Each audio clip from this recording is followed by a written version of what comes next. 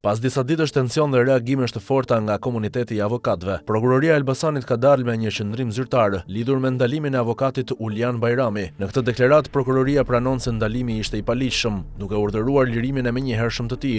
Deri këtu çdo veprim mund të shihet si korrigjimi institucional, një reflektim i vënuar por i drejtë. Mirë, po në të njëjtën kohë, e njëjta prokurori deklaron se ka regjistruar një procedim penal ndaj të njëjtit avokat për veprat penale kanosje për shkak të detyrës, kanosja e gjyqtarit dhe kundërshtimi dhe goditja e gjyqtarit. Ky është një paradoks ligjor dhe një kontradikt morale që e bën të pavlefshme çdo pretendim për barazi përpara ligjit. Si mund të flitet për bashkëpunim institucional dhe respekt reciprok kur një avokat procedohet penalisht vetëm se ushtron detyrën e tij kushtetuese, mbrojtjen e klientit, analizën dhe kundërshtimin e provave? Nëse çdo kundërshtim ndaj provave, çdo debat procedural apo çdo ton kritik në sallë mund të interpretohet si kanosja apo kundërshtimi i gjyqtarit, atëherë ne nuk kemi më një proces të rregullt ligjor, por gjykime të friksuara. Një drejtësi që ndëshkon fjalët e avokatit, ndëshkon vetë frymën e lirisë juridike, mbi të cilën ngrihet sistemi i drejtësisë. Në komunikatin e saj, prokuroria përpiqet të japë mesazhin e bashkëpunimit dhe respektit ndaj institucioneve, por kur veprimet konkrete bien ndesh me këtë frymë, fjalia e tyre për respekt reciprok dhe integritet profesional mbetet një fasadë komunikimi, e cila nuk mbulon realitetin e hidhur të një ndalimi dhe procedimit pa drejtë. Nuk mund të ketë drejtësi të barabartë kur njëra palë, prokuroria, gëzon pushtetin për të ndaluar e proceduar, ndërsa pala tjetër avokatia duhet të mbrohet nga vetë abuzimet e këtij pushteti. Ky nuk është barazim profesional, është asimetria e forcës që rrezikon thelbin e drejtësisë. Avokati nuk është kundërshtar personal i prokurorit,